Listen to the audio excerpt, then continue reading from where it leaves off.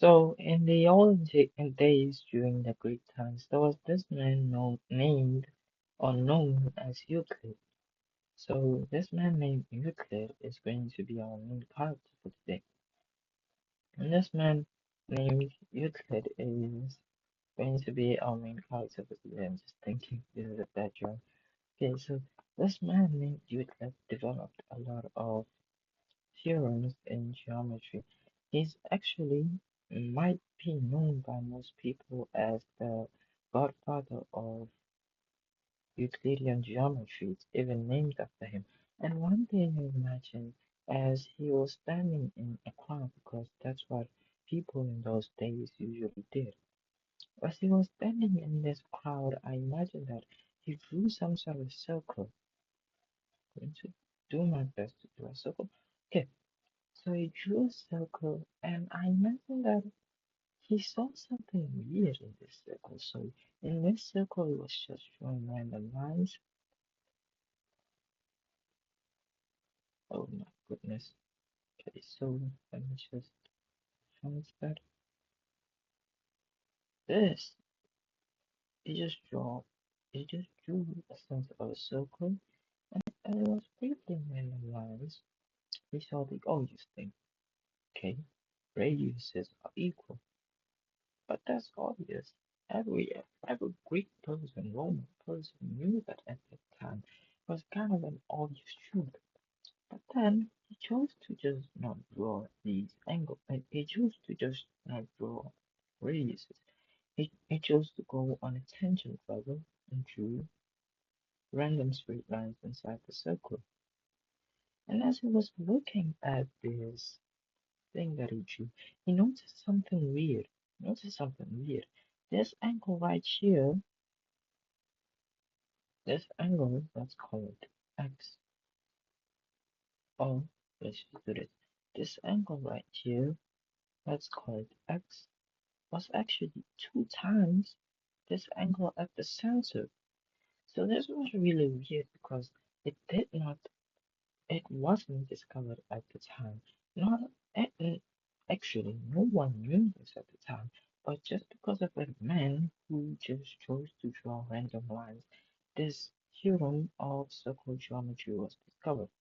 Now, these things that I'm going to do are called circle geometry because they are the study of lines and angles within a circle. So that's circle geometry because geometry, remember, it is the study of shapes and angles and lines. So here it's just geometry, but inside of a circle, which is different from the normal Euclidean geometry you were used to in earlier grades. Now, I imagine that he was really excited because he found out something new, right? Then I imagine that he went to the Greek other people and all those people and he showed them the serum and I imagine that they give it a laugh like it's always true, right?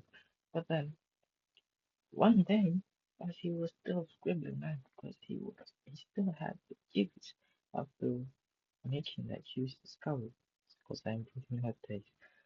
Okay, so after he did that, he chose to continue scribbling more lines.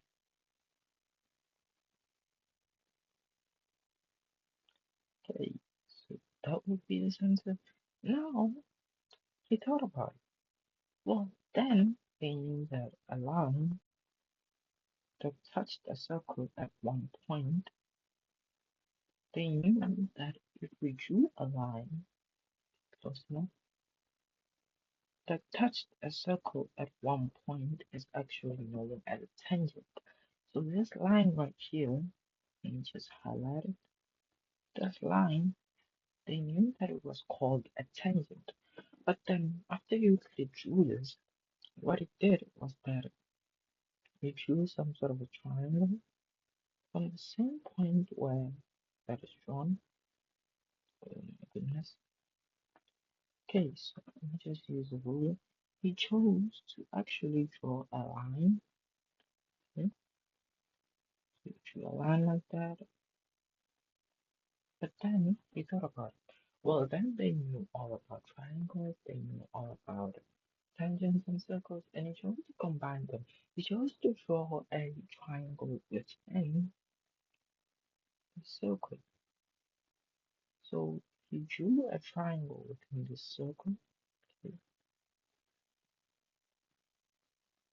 And after drawing this angle, after drawing this triangle within it, as he was still measuring these angles, he saw something weird.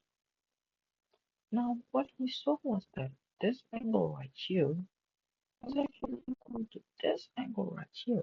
And they were actually equal to a specific angle, which was. So they were both equal to 90 degrees. But then, but then I imagined that he just didn't accept this as truth, but he thought about why are they equal to 90 degrees? I think that he must have remembered that theorem of his that said that this angle right here, let me just highlight it, this angle right here is actually equal to 2 times this angle right here. But many of you, I'm sure, would say, but sir, there isn't any angle right here, right? That's what you'd say.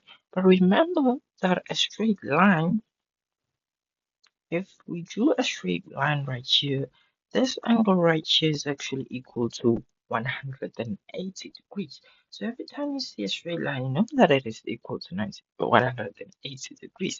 But then as Euclid was looking at this, he saw that, hey, this actually proves the last theorem that I did.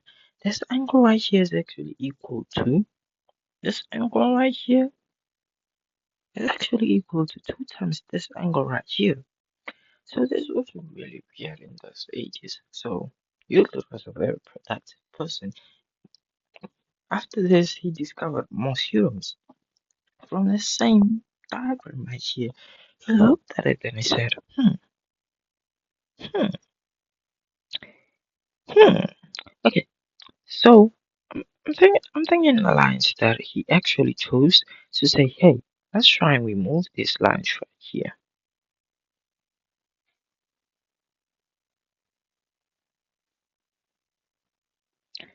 And after removing this, he thought, what am I remaining with? Hey, I'm remaining with a radius. Okay, so what I'm left with right now is actually a radius right here. But then he thought, hey, will you look at that? The radius cuts the tangent at the right angle. This is weird. This is really, really weird, right? This right here is 90 degrees because there's a radius. And I'm thinking the lines that he with more lines to actually prove what he saw, right? To actually prove what he saw. Now things are becoming messy because I'm lazy. Sorry about that. Hope you'll forgive me. Now, I imagine that he drew another tangent right here. Let's draw another tangent, okay? Okay. So after drawing this tangent, he said, hey, let's draw this tangent a radius, right? So now we have to draw a radius from the center of the circle to this point right here. And now he discovers that, hey, this angle right here is equal to 90 degrees still. And if we continue to move those tangents to this point, that point, and all those points, we will still see that they're all equal to 90 degrees. Hmm, isn't that beautiful? Right? That's beautiful. But as you looked at this diagram right here, many people could notice that, hey, those tangents meet at the same point. Okay? So what? They meet at the same point, but so what? And you'd say, look, I like measuring everything. I could imagine that he measured this angle, he then measured this angle, he then measured this line, and all those lines. He measured everything, right? And he tried to look at the relationships he saw. And the only relationship that he saw as he drew this random angles and everything is that this line is equal to this line. Now, Euclid is an academic. He knows that things don't just happen at random. they have a causation for them to happen. Now, Euclid asked himself, why is this happening? Hmm, hmm. Well, okay, so this is a weird question. Why is this happening really? Why are two tangents meeting at the same point actually equal? Well, to do that, let's try and erase everything in here. Okay, now let's just try and do this from first principles. Well, we know that we have our center right here, right? So this is our center. And we know that if we drew a straight line from here to here and from here to here, those would be both radiuses. And we know that a radius is perpendicular to the tangent, right? Radiuses are perpendicular to the tangent. But then how can we prove that this is actually 90 degrees? Well, no, how can we prove that these two are equal? Sorry. Well, then I'm taking the lines that Euclid drew a straight line in the center, and he said, let's try and separate these two into different triangles because things are orderly in that way, right? And as he did that, he thought of a theorem that had been long discovered, maybe way before Euclid did, and that was the fact that if this line and this line are equal because they're both radiuses, and if these two angles are equal, and this line at the center is also equal, then the triangles are congruent. Let me just try and write this down. So if we label this as A, and we label this center as B, C, and D, okay? That's all that we need. And if we try to write down congruency, what we say is that, I would say that, okay, so DB is equal to BC because they're radiuses. We know that radiuses are equal. And we also know that AB is equal to AB because it's common, because it's a common line in the same, because it's a common side, right? Yes, it is a common side, and obviously it is equal to itself, right? And as we looked, we know that that's 90 degrees because we've already proven that in the later theorems, right? So we know that angle D, oh, sorry. So we know that angle D is equal to angle C, right? Because they're both 90 degrees. And therefore, this triangle is congruent. And if it is congruent, we know that therefore